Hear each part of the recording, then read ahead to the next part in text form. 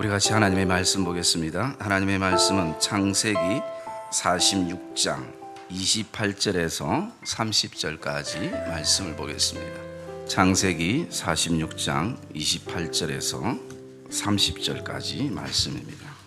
야곱이 유다를 요셉에게 미리 보내어 자기를 고센으로 인도하게 하고 다 고센 땅에 이르니 요셉이 그의 수레를 갖추고 고센으로 올라가서 그의 아버지 이스라엘을 맞으며 그에게 보이고 그의 목을 어긋맞춰 안고 얼마 동안 울매 이스라엘이 요셉에게 이르되 내가 지금까지 살아있고 내가 내 얼굴을 보았으니 지금 죽어도 족하도다. 아멘. 우리 한번 따라 합시다. 지금까지 살아있고. 우리 옆에 분들하고 이렇게 고백합시다. 살아계셔서 감사합니다. 설교 중에 제가 제일 하기 힘들어하는 설교가 어버이 주일 설교입니다. 그래서 사실은 원로 목사님한테 어버이 주일 설교를 부탁을 드렸는데 돌아보니까 오늘이 어버이날이에요. 그래서 그거는 참 불효인 것 같아서 어쩔 수 없이 제가 설교를 하기로 그렇게 생각을 했습니다. 참 저에게도 부모가 있고 또 이제는 저도 저에게 자녀가 이렇게 있는데 역시 나이를 떠나서 딸들이 잘하더라고요. 아들놈들은 쓸모가 없는 것 같아요. 우리 예은이는 지금 초등학교 4학년인데도 자기 돈 가지고 카네이션 꽃바구니를 2개를 탁 사고 게다가 예쁘게 카드를 만들어서 비록 말은 잘 안 듣지만 앞으로 잘하겠다라는 그런 반성과 후회와 고백의 글을 적어가지고 이렇게 탁 주는데 이 아들 2놈들은 여친들에게만 정신이 팔려가지고 그래서 제가 어저께 단호하게 얘기했습니다. 내일부터 용돈 끊는다. 나도 이제 돈을 주지 않겠다. 너희 숨을 내가 막히도록 만들겠다. 그렇게 해서 지금 용돈을 오늘까지 반응 없으면 안 주기로 그렇게 작정을 했습니다. 교육을 좀 시켜야지. 안 시켜놓으니까 영 눈이 다른 데로만 돌아가고 부모에게는 집중을 하지 않는 참 5월달이 우리에게는 행복하면서도 또 어떤 심적인 부담이 있는 그런 달이기도 합니다. 어버이 주일을 이렇게 맞이하면서 제가 이렇게 생각을 해보니까 사실은 누구나 할 것 없이 부모는 자녀에게 좋은 부모가 되고 싶어 하고 또 자녀 역시 좋은 자녀가 되고 싶어 하는 것입니다. 이 땅에 부모가 좋든 싫든 누구도 부모 없이 이 땅에 출생하지 않았다라는 것입니다. 하나님의 섭리는 부모를 통해서 자녀가 이 땅에 출생되는 계획을 가지신 것입니다. 그런데 문제는 좋은 부모, 좋은 자녀가 되는 것이 참 쉽지만은 않다는 것입니다. 많은 노력과 그리고 생각의 전환과 결단의 행동이 우리에게 필요한 것입니다. 왜 우리가 좋은 부모, 좋은 자녀가 되고 싶은데 왜 이것이 이토록 어려운가?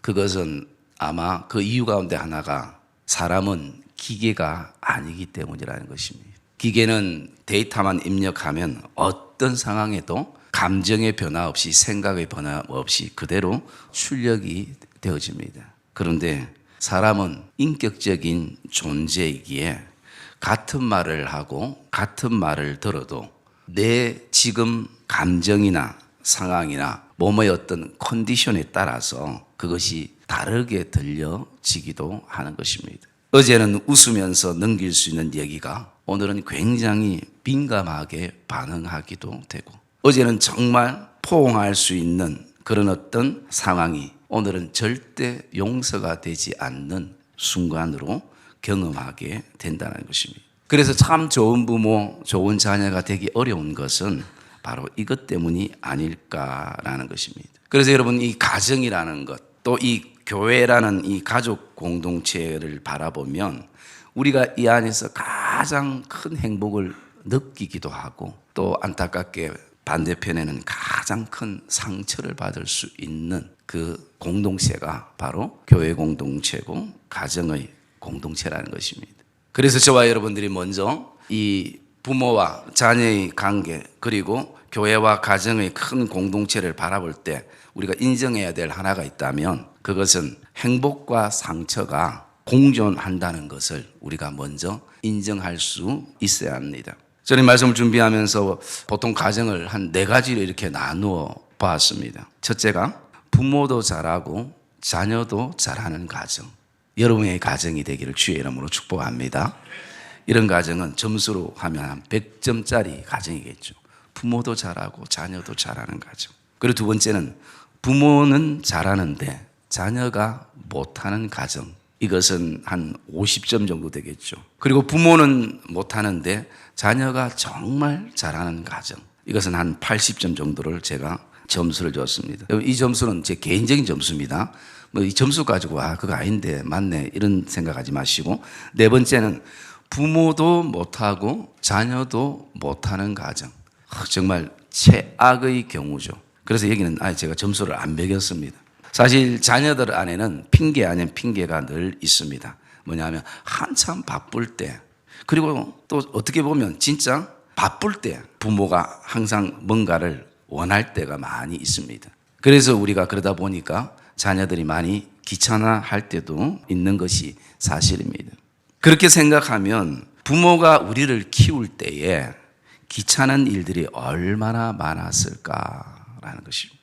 부모들이 우리를 양육할 때에 바쁜 일들이 얼마나 많았을까라는 것입니다. 부모님들이 너무 한가해서 너무 할 일이 없어서 너무 심심해가지고 경로당에 놀러 가듯이 자녀를 키운 부모는 이 땅에 아무도 없을 것입니다.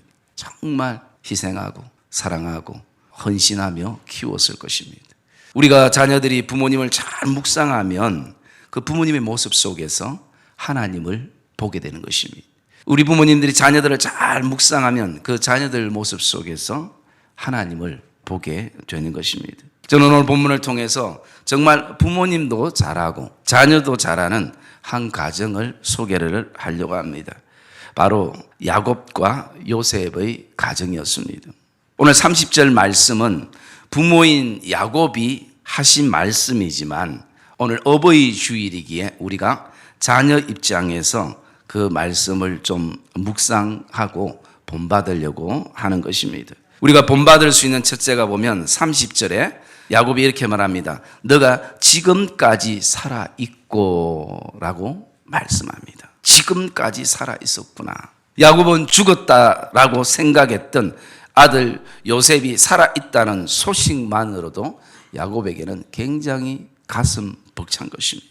여러분, 이 아들이 살아있다는 이 소식에, 이 기쁨의 소식에 이 땅에 그 어떤 것이 그것을 대신할 수 있겠습니까? 물질이 그것을 대신할 수 있겠습니까? 건강이나 지위가 그것을 대신할 수 있겠습니까?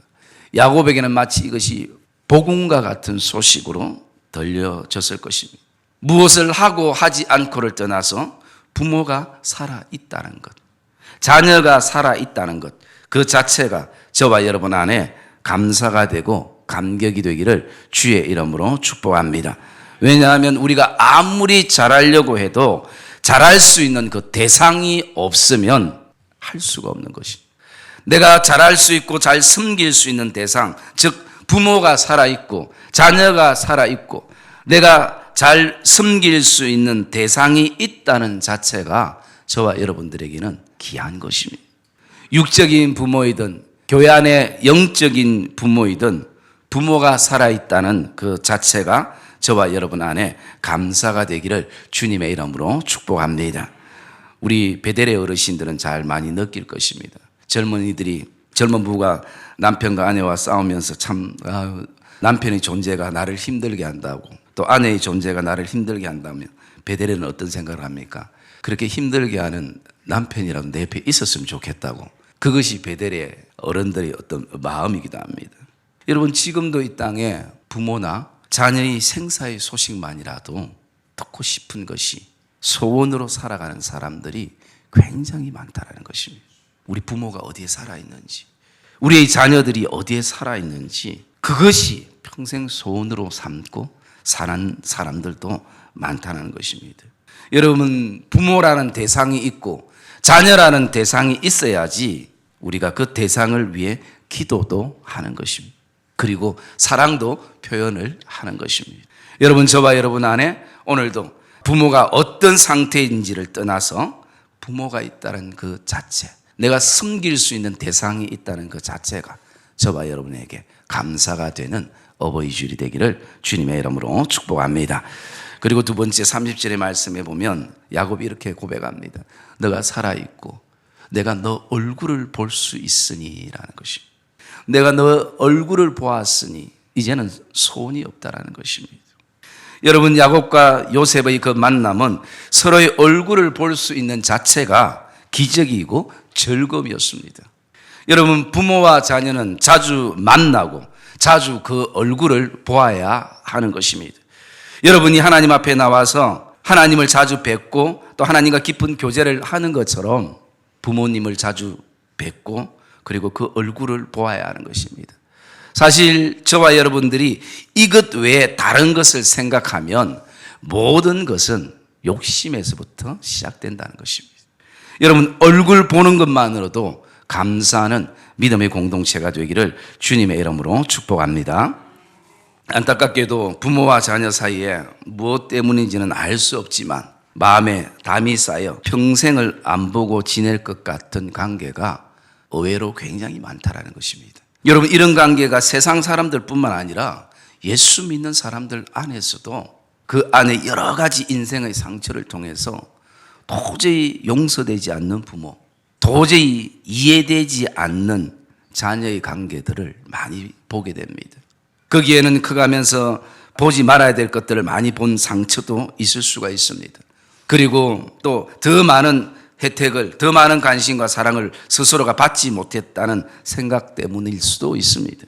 그런데 돌아보면요, 이것은 서로가 가지는 욕심 때문에 그런 것입니다.